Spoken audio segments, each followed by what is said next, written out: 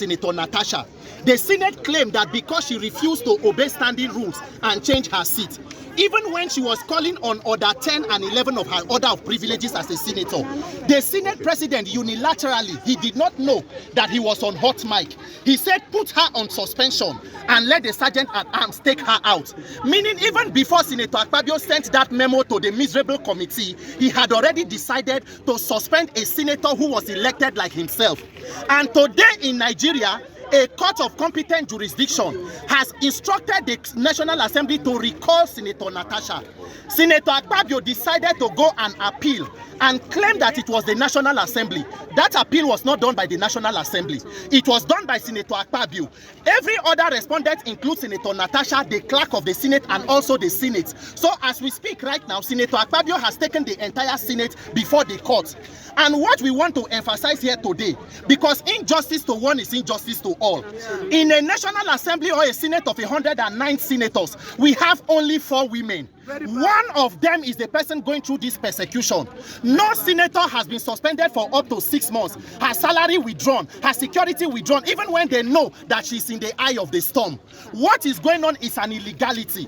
The other 3 senators, Senator Oluronti Idi-Atadebule, the former deputy governor to Ambode, that one is an APC stalwart. There is Senator Ekpali Bohari Banigo, the former deputy governor to Governor Wike, is also an APC person. And then we have Senator Ereti Kingibe, who is fighting seen and unseen battles. So the only person who is left is Senator Natasha. And everybody who is a Nigerian who talks about women's rights, gender equality, proper representation must support the cause of Senator Natasha.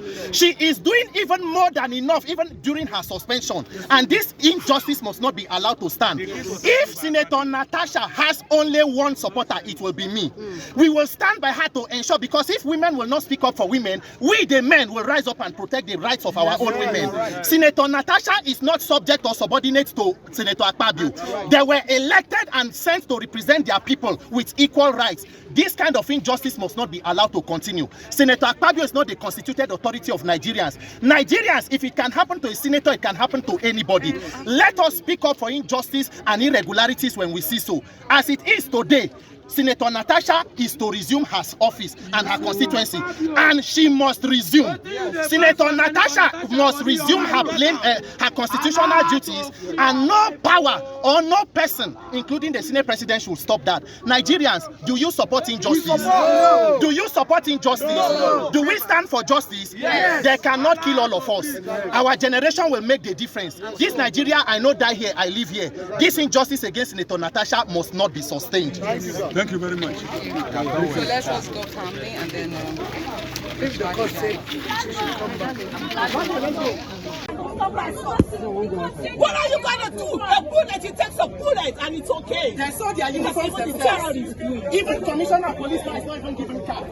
Their furniture for office now person go buy for them. Police Community Relation Commission. Now then they buy charge sheets. That is why they cannot do what they need to do. Police suffer past number. If they won't go house, they go fold uniform put for pockets. What a tragedy of a country. Look at our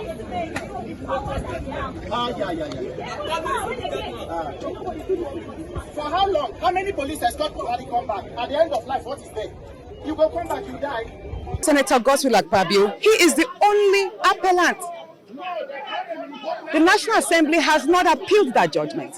The Senate has not appealed the judgment. The Committee on Ethics has not, that suspended me wrongly, has not appealed the judgment. As a matter of fact, Senator Akpabio joined the clerk of the National Assembly, the entire Senate, and the chairman Committee on Ethics as joint respondents to the case. That means Akpabio has taken the National Assembly and the Senate and the clerk and the committee to court as well. Do you understand? That must be clarified. So there is no reason whatsoever, contrary to the publications I read yesterday, that I should not resume today because the Senate has appealed my suspension judgment, and that's wrong. The Senate did not. Your own appealed judgment. No, what I appealed is the contempt, and that is separate. The judgment came in 2 parts. One was to address the contempt, which is based on the satirical letter, which I made, or the satirical apology letter, which I made on Facebook, which the judge thought it wise in her own stride that amounts to contempt. But I'm saying clearly that does not amount to contempt. her court, because before Justice Binti Nyako was not the matter of sexual harassment or the matter of suspension. And what I will say clearly, what I will say clearly here is me appealing the contempt does not in any way invalidate the decision of the court that mentions me resuming. And I'll say this again. In as much as the judgment, Justice Binta Nyako's judgment was the most watery of all the suspension judgments we've had, taking into consideration Senator Aline Dume's and Senator Magege's suspension. But there is one particular portion of her decision which I want us to hinge upon, where she mentioned that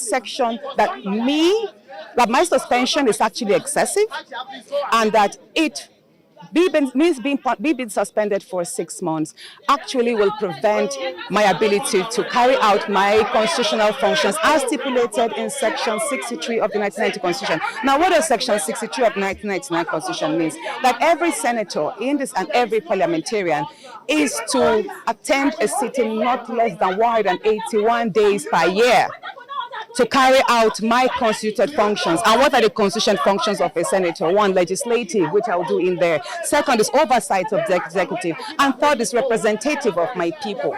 So that means what Justice Binti Nyako told the National Assembly is that not only is my judgment excessive, but it will also deprive me of carrying out my constituted duties of which I was elected according to the Nigerian Constitution. That is Section 63. So that means my suspension is illegal. If you look at that, because anything that contravenes the Nigerian Constitution is illegal. And the National Assembly cannot be greater than the Constitution. They're now coming down again based on the appeal. Akpabio himself cannot be greater than the courts, cannot be greater than the Constitution. And I want Nigerians to know that the office of the Senate President, Akpabio himself, does not give me my legitimacy as a senator.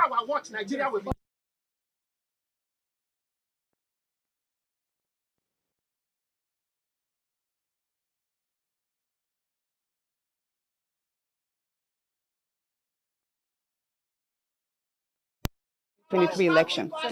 So maybe well, of course see,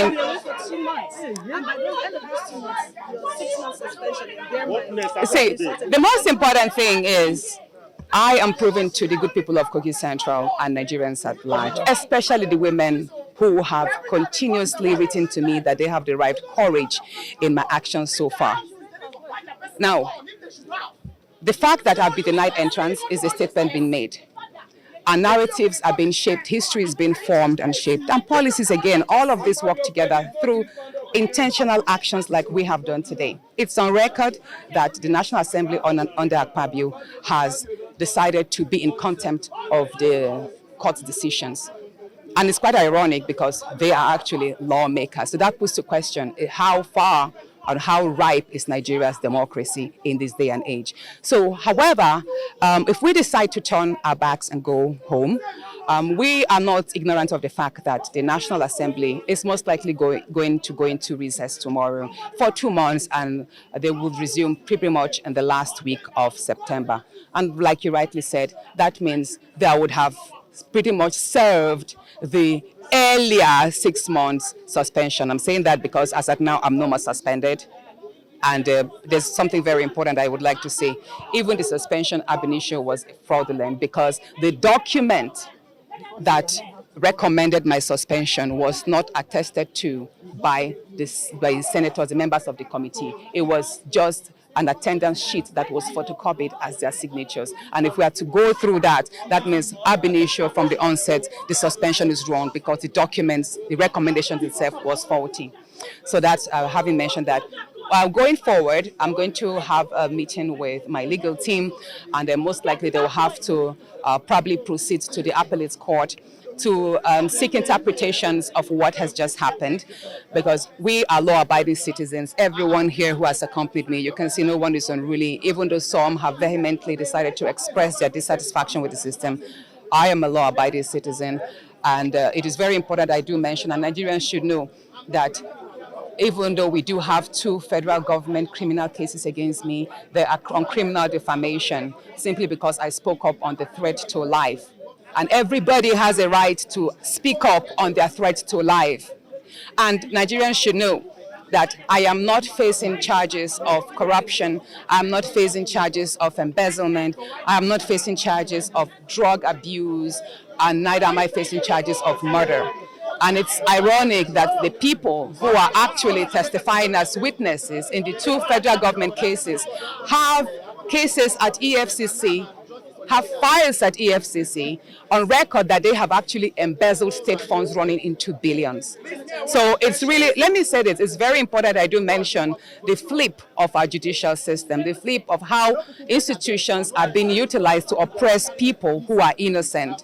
If this is a country that if Nigeria works, if our institutions are truly independent and strengthened, then there's no reason why some of these fellows who sit there as senators should even be in the Senate in the first place. They should actually be behind bars, and I'm saying that. And I do pray and hope that it is by my actions today and by voices of Nigerians all around, whether in the country or in diaspora, that we speak up and ensure that this injustice that is being meted against me, this persecution meted against me will not stand, so that their daughters will not suffer, so that their wives will not suffer simply because they spoke up against sexual harassment. And I'm sorry I have to mention this, because you see, people have wondered, Natasha, how come there's so much hate? How come you were suspended for 6 months? Just the day after you tendered your petition on sexual harassment, you were suspended. And then there was the fraudulent recall. We all saw how we survived a recall. And then there's been a whole lot of attacks against me, which by the grace of God I've survived. And whenever people ask me, Natasha, why is there so much hate from the Senate President against you? Why is that the institutions have turned against you, even though, by and large, you are pretty much one of the fairest senators or politicians in Nigeria? And I tell them, this is just an iceberg of what I have had to suffer and endure in the Senate under Akpabio's leadership for the last 1 year. Many of you thought that my speech on that floor, when I told him I was not afraid of him, and I did mention, I said, if you make me speak to the media on what I have had to endure in your hands, it will go pretty. And that's to let Nigerians know that that outburst I had on the floor was just a compilation of so many wrongs that Akpabio has meted against me. And I will say this, pretty much it's a shame that we have had so many good Senate presidents. We've had Chuba Akpabio of blessed memory. We've had Senator David Mark. We have had Bukola Saraki. We've even had Ahmed Lawal, who is a senator right now. And I'd say this pretty much is the worst assembly Nigeria has ever had. And I hope we will not have to suffer this anymore, because it tells a lot on the individual. And I've said this before and I'm saying it again. The Senate President, Gospel Akpabio, runs the Nigerian Senate as if it's the third-term governor of Akwa Ibom. Many senators are afraid. You've all seen what happened. You are not allowed to speak. When you try to speak or air your views on certain issues that are critical, you get shut down if it does not conform with what he wants. So far, I've not been given any official reason. I've only read on the papers yesterday that I should not resume today because the Senate has appealed. And that is why I presented to you that the Senate has not appealed the judgment. It is Akpabio himself. He is abusing power by willing the entire institutions to fight me. It's a personal vendetta that Akpabio is unleashing on me by hiding under the wings of the institutions, and it is wrong. It is totally wrong, because you can't have his own senatorial district deprive the Kogi Central of representation. There is just no reason why these gates should not be open. But by and large, considering the fact that the Senate is vacating tomorrow, whenever they deem it fit to resume, we would resume as well. So what matters most is all the pressures and all the calls of me apologizing for no wrong that I did. I have refused to do that. So if it means staying the entire 6 months for an unjust suspension, which I'm repeating again, has been quashed by the courts, so be it. I have pretty much been busy with my constituents on the brighter side. You've all seen, we've been carrying out a lot of projects in the past few months. And that is true to my nature, because I am a technocrat. I'm a lawyer. I'm an oil and gas expert. My formative year in my career were in the oil and gas industry. So I got into politics because I wanted to create a different mark for other people like me who wants to venture into politics. I also got into politics because I want to intentionally raise the standard of leadership. It's enough for us in Africa to sit down and admire leaders or politicians from other smaller African countries, not talk of the European world and the other Western world. So I hope that with this journey so far, however it goes, people should muster strength from me, and I hope that 2027 we will have more courageous, younger, educated, intentional leaders that will be elected into office so that together we can change the narrative of Nigeria. And thank you so much for your love and support.